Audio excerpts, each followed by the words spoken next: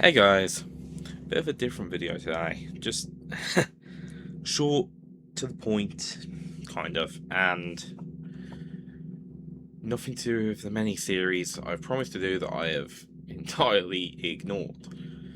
Um, yeah, so bit of a personal one really. As you could probably tell, I'm dressed a little differently to how I usually am in any given video. I think I've worn it like once, but not the point.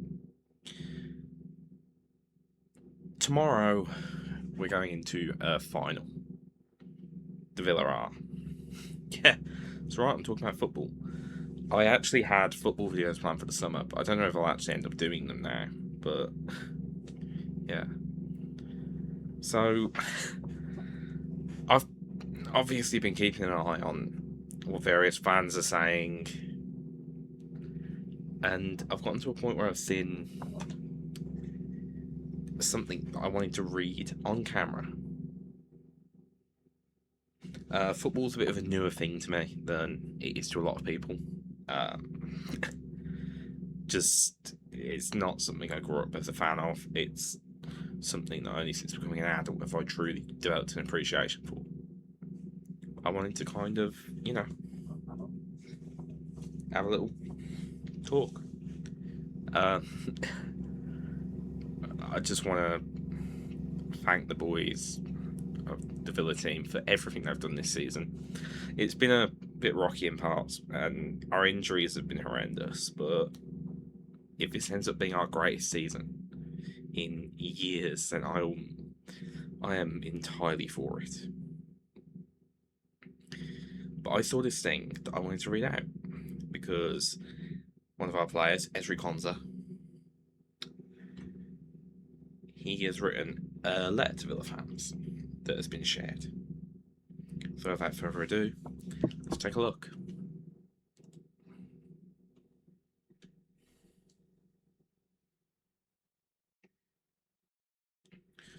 Alright then. I'm ready for this to be very, very, very difficult to get through. Right, so to my fellow villains, if you had told me in September that we'd get back into the Champions League and play the Europa League final, I would have laughed at you. Me too. Yeah, the first few games were, in fact, let's let Ezri say. First 5 league games, we scored 1 goal. We didn't win. Everyone was writing us off. To be honest, I only realised how bad it was when Unai Emery called us in for a meeting. Absolutely, like it was a rough time. The start of the season was, especially during the end of the transfer window. The boss loves meetings, long, long meetings, but this one was different. Nobody was talking. Our heads were down. I was hoping that he'd come up with a way to fix the team, but he sat down and looked at us. He said, "Guys, I'm really worried." For the record, I don't know what he's going to say going into this aside from like one comment about Watkins.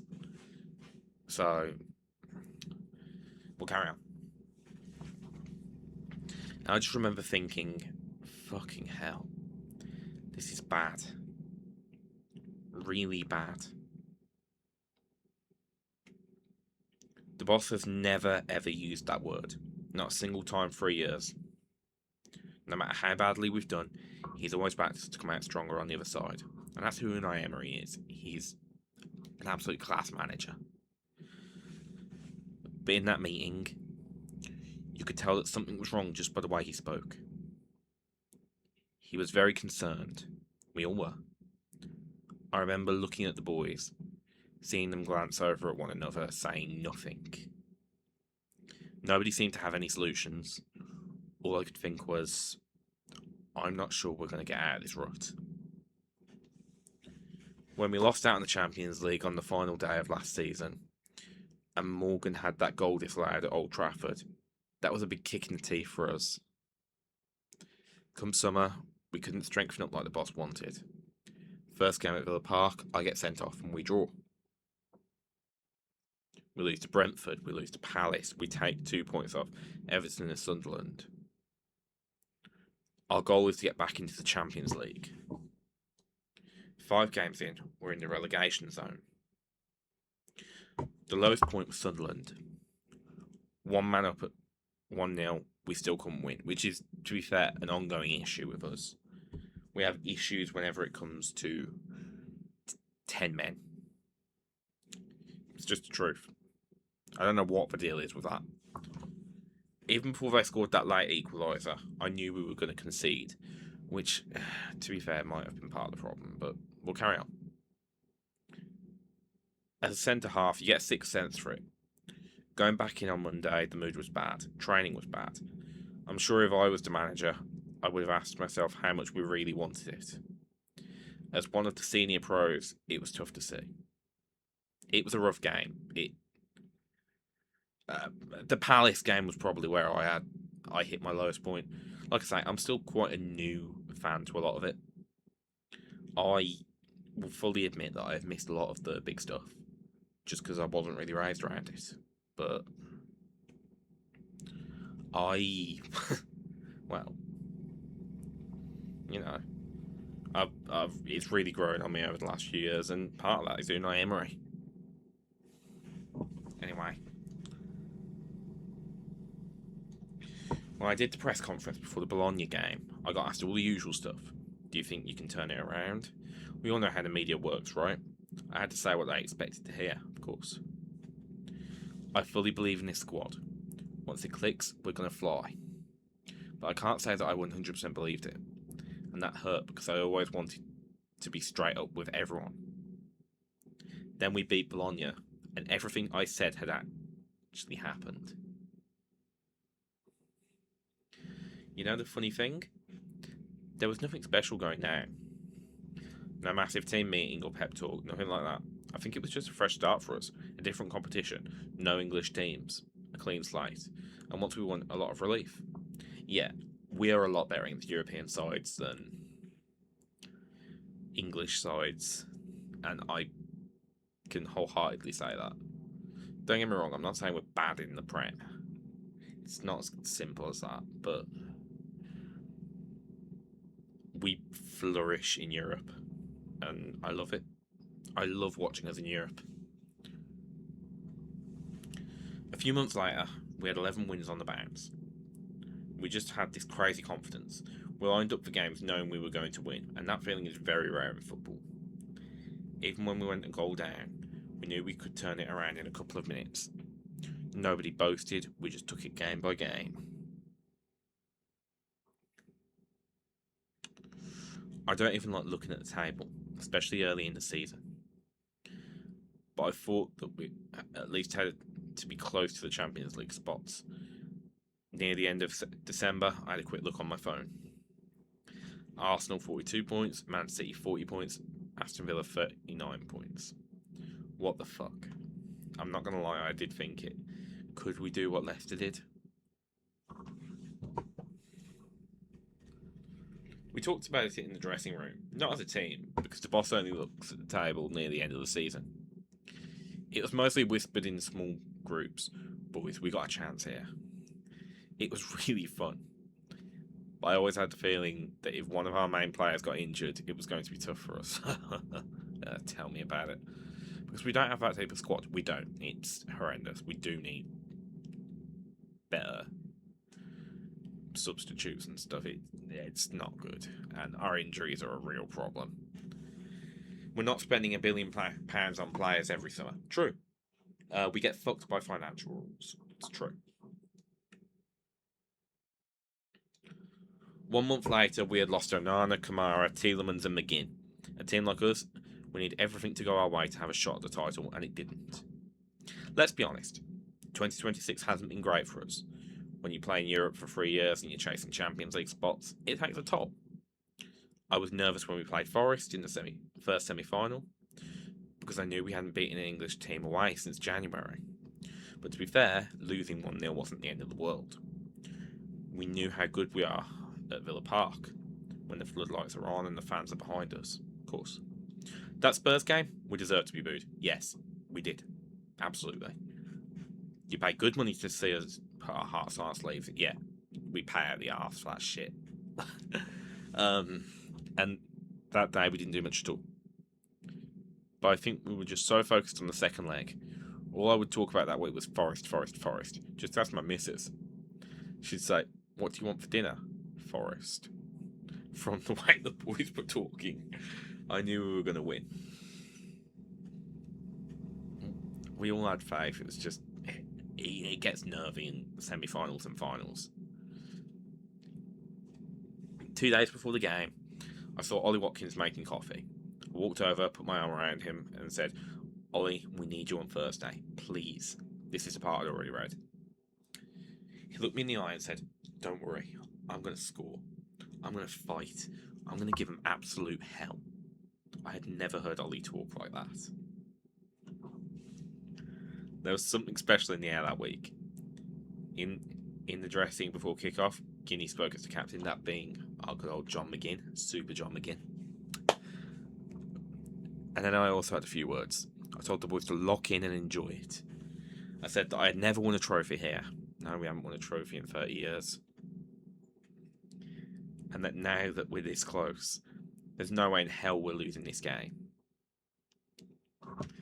When Ollie cut his eye open in the first half and they put the bandage around his head, I looked at him and thought, yeah, these Forest defenders are in for a treat. Yeah, okay, so I was sat with a bunch of blue noses watching that. To be more specific, my blue nose cousin and her friends. And I, yeah, literally, there were a couple of Villa fans with us as well, who I'd never met before.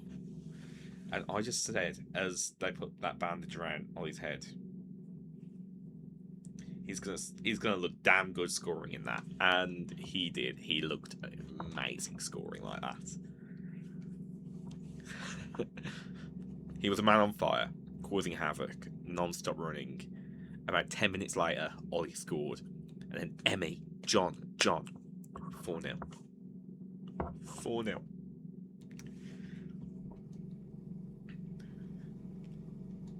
I still haven't taken in how special a night that was.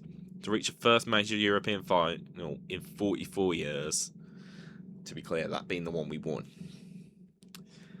You know, the very famous 1982 one. Love it. And yeah, to write history for such amazing fans, it's hard to put into words.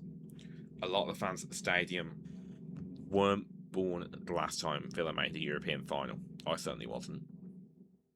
Like I say, knew a fan, but I wasn't even born. And, well, you know. The noise that night, I've never heard Villa Park like that. If you watched me at the final whistle, I didn't really show the emotions that I maybe should have shown. But it was one of the biggest highs I have experienced. As I was celebrating with the fans, my mind went back across my 7 years here and how far we have come together. It's crazy. Had we not stayed up on the last day in 2020, none of this would have happened. Going into that West Ham game 6 years ago, I had a lot of stuff going through my head. I was 22, younger than I am now, just signed from Brentford, and I had finally gotten into the team. I felt like I was about to make a name for myself, and now I could go straight back down to the Championship. I didn't want to let down the people who had helped me get there. The night before, I was lying in my hotel bed for hours just thinking. I was thinking about moving from house to house in Newham and sharing a bunk bed with my brother and uncle. Playing football with the boys in the car park with a big sign that said no ball games. British tradition. Scoring a hat-trick in Sunday League just when Charlton had a scout lurking around. Dad driving me to training through the Blackwall Tunnel, talking about how difficult it was to grow up in the Congo. Our car breaking down on the motorway for the third time that month. Him opening the hood and me sliding down in the passenger seat out of sheer embarrassment. My brother giving me the raw truth after every game. In the middle of all these memories, it hit me. Man, my family has really done a lot for me. We'd come too far to go right back down to the champ. In the dressing room right before the game, I looked at Jack Grealish thinking, please Jack, just save us today. Straight away, they played a long ball towards Antonio and I slid forward to intercept it. I missed it and he put it just wide. I nearly had a heart attack. At 0-0 going into the last few minutes, you wonder where the goal is going to come from. And then a moment of magic from Jack. A minute later, they scored. We knew Watford were losing to Arsenal, and that we just needed a point. So I was telling West Ham players, please let us draw. Literally begging them. They were safe, but they just looked at me and laughed. Actually, laughing out loud. Give up a draw? No chance. The final minutes are a blur to me. I just remember waiting on the final scores with the boys, and then celebrating like I never had before. I was hugging Dean Smith. I was hugging my family. I hadn't let them down. We were still in the Premier League.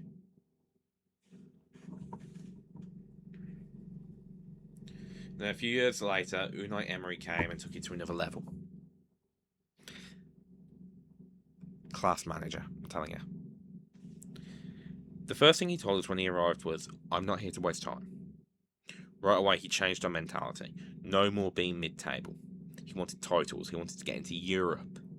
It's so funny because after the first few months, he sat me down and said, look, I wasn't really sure about you. He told me that I could play for England one day, as he has, but only if I was willing to put in the work and really believe in myself. He actually told a reporter once that he believes more in me than I believe in myself. That kind of hit home. From that point on, I wanted to work 10 times as hard. He can tell if I'm not 100%. When we were about to play City away last season, he asked me how I was feeling. I said, I feel alright, boss. He looked me in the eyes. Honestly, I'm good. But I was really tired. We lost and I was poor. The boss never brought it up until this season. Forest away in the league, he put me on the bench, and I was fuming. I hadn't done anything wrong. I actually scored the games before. I went upstairs and walked into his office, and once he saw me, he started laughing. He said, if you're here to ask me about the lineup, you can leave my office right now.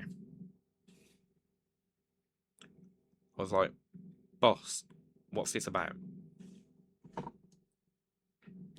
He said, you remember City away last year?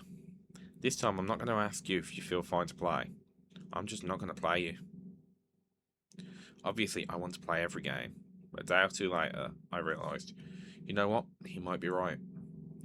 The boss has won the Europa League 4 times. He knows exactly what he's doing.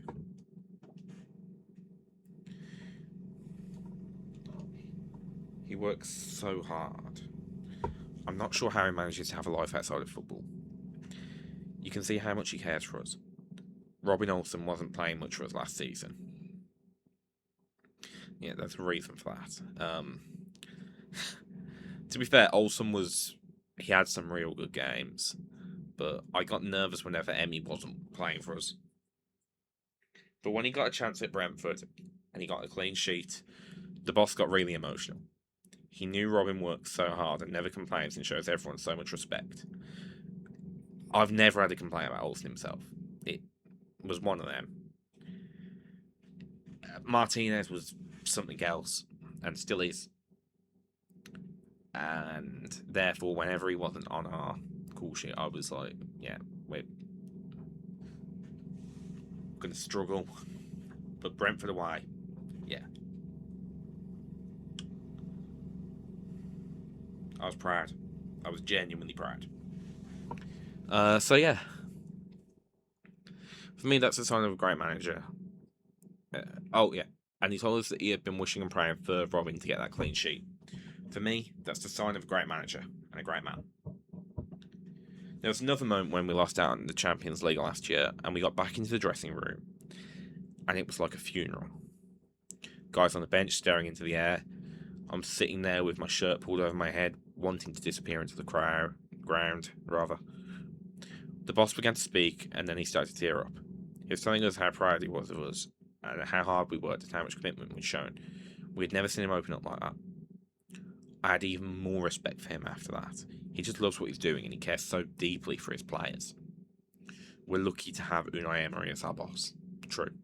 Absolutely true. And to be fair, I think it might, depending on how tomorrow goes in particular, but even if not, like, even if God forbid something happens, us only getting Europa this season honestly might have been the best thing for it. Like, we've been doing so well in Europe because of that. I think it'll be great if we can actually pull it off tomorrow. Anyway, playing for him, you can see why he has won so much. When we conceded that late goal in Paris last season, he was kicking stuff in the dressing room. But then he told us how much he believed in us. And when you look at him and you feel his energy, all you want to do is play the second leg. Even when we went 2-0 down at Villa Park, we didn't lose faith. They were probably thinking, who the fuck are Villa? But in that second half, I think they got scared of what we managed to do. When I scored, you could hear the noise 10 miles away from Villa Park.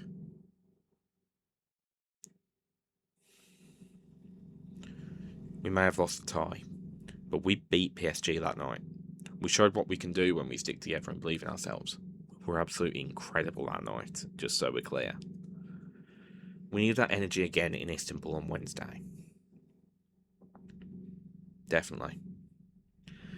My mum, my sister, my brother, they will all be there. Even my dad. He has high blood pressure and he usually gets too nervous to watch me play. Since I came to Villa, he's probably only seen me about 5 or 6 times. When I started out at Charlton, he'd nearly pass out just watching a long ball coming towards me. Even following it on TV is hard for him. When we played Forest in the semi-final, he switched off at half-time. It's too much for me. Too much. He went to read a newspaper or something, and then he checked the score at full time. But in Istanbul, he'll be there. He might have to watch with his back turned, but he'll be there. And for me, that makes this game extra special. Nothing would mean more to me than to win this trophy. This club means everything to me. After 300 games here, it feels like a family. I came here as a kid. I'm still here as a man. And a proud father. The love the fans have for this club has to be seen to be believed. And we can feel that love. Like the boss said after the Liverpool game on Friday. Without... Bloody hell. Without your support, it would be impossible for us to achieve all this. So to all the fans out there, let me say one final thing. It's simple. Believe. Believe in us. Whether you are watching in the stadium, or at the pub, or in a living room on the other side of the world. We are all villains. Let's bring it home. Yours sincerely, Ezri Konsa.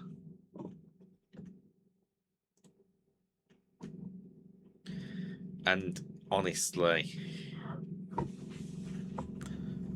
who could have put it better? So hopefully, we pull this off. I know that this isn't the kind of thing that people come to Infinity Games for. But, you know, this is my channel, and it's my place to talk about the things that I care about. And since getting into football a few years ago, ever since international football captivated me and made me realise I actually did care about this sport that I'd always sworn blind I didn't. Ever since then, yeah, it's meant a lot to me. It's made or broken my weekends. You know, I'm such a different person for my love of football, and I'm all the better for it. So I just wanted to, you know, say in just one phrase, just the one. Up the fucking Villa. now and forever. Have a good night.